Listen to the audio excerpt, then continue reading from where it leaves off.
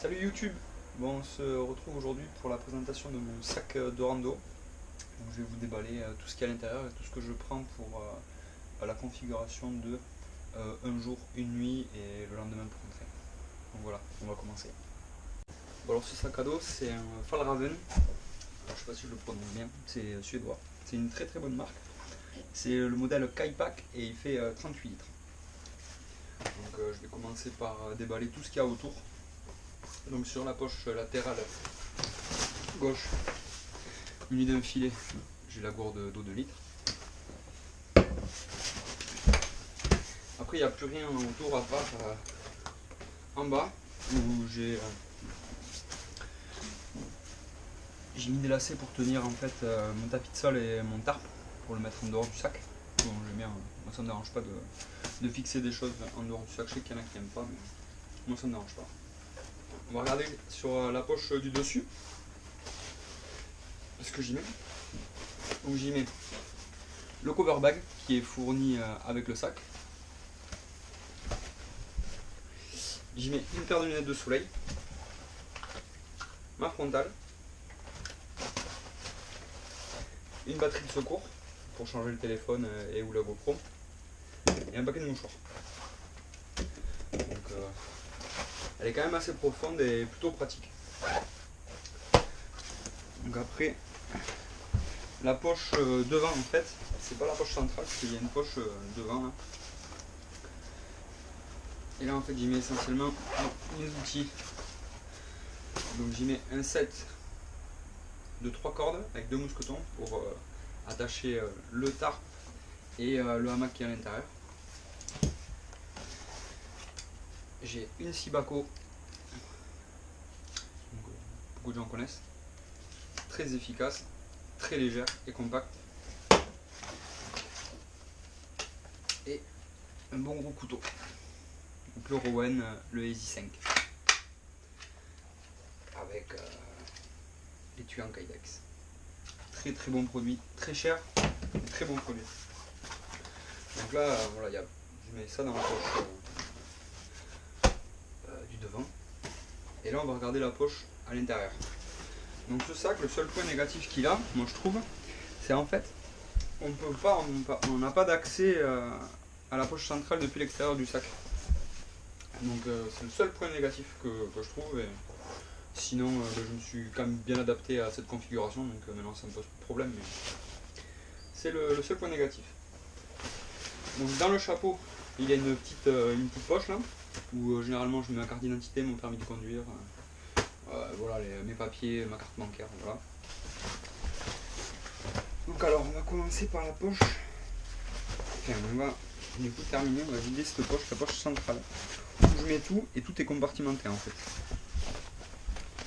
Donc en premier ce qui sort c'est les gants de travail. Donc voilà, quand on utilise le couteau ou la scie, c'est bien d'en avoir. Vient ensuite le poncho, si on se fait surprendre par une averse, et ou qui peut servir de tarp.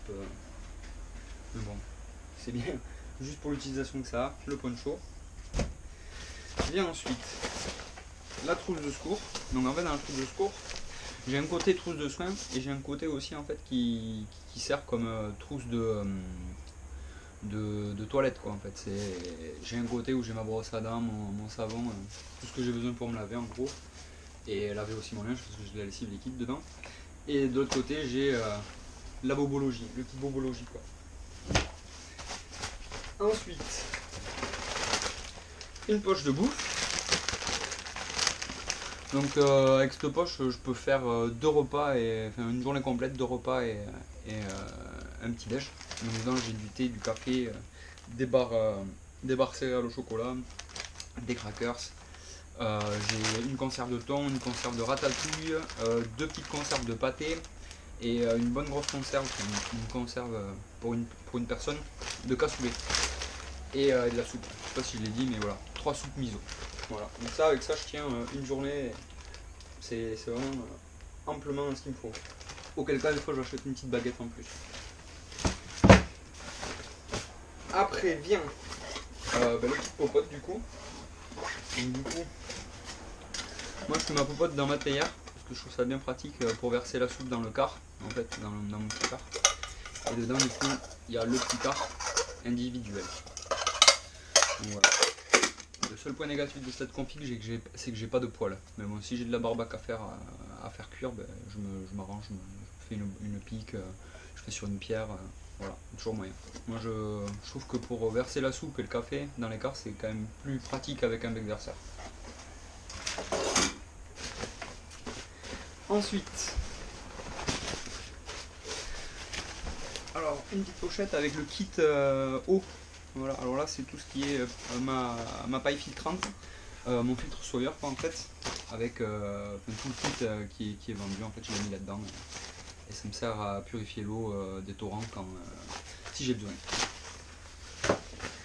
Ensuite, le kit popote, donc dedans j'ai une bonbonne de gaz, une petite bonbonne de gaz, j'ai mon brûleur, mon opinel, mes couverts, du sel, du poivre, voilà. Là c'est vraiment le kit bouffe popote.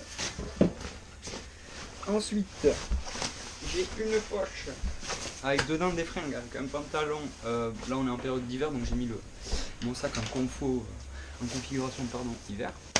Donc dedans là j'ai un pantalon de chasse lourd, donc un peu polaire pour les soirées, un calbar, une paire de chaussettes et un t-shirt propre. Après on passe sur les équipements de nuit. Donc là j'ai un petit sac à viande en soie. Là j'ai une petite serviette, le hamac filet pour se faire une chaise sur le camp. C'est toujours pratique et ça prend pas beaucoup de place, c'est pas très très lourd.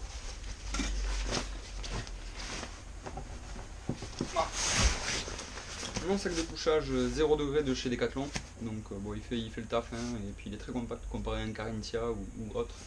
Moi ça me suffit. Ça c'est très important pour dormir en hamac, c'est le under blanket de chez le hamac under blanket, donc qui se met sous le hamac en configuration de nuit. C'est très très très précieux et très efficace. Voilà, le sac est vidé. Donc voilà, je remonte voilà, le tapis de sol avec le tarp attaché et fixé avec les deux petits lacets là que j'ai rajouté. Moi ça tient, aucun problème, il a baroudé ce sac et tout tient bien. Et voilà, le sac est vidé. Dans la petite poche intérieure il me restait quoi? Donc ça c'est une petite poche avec une petite couverture de survie, un lacet, de la ficelle de lin et un marqueur. Pour servir, c'est vraiment ce qu'il y a en fond de sac. Et donc voilà, tout ce qu'il y a dans ce sac. Et en poids chargé, il dépasse pas 11 kg. Donc voilà, moi c'est une configuration qui me va amplement et je peux taper des 30 bornes à la journée avec ça, c'est nickel. Sur le GR65, s'il y en a qui connaissent, j'en ai fait des bons petits bouts. Et à la montagne, ça passe aussi.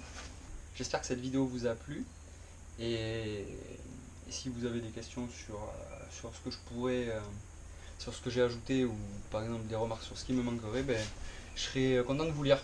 Allez, je vous remercie, salut!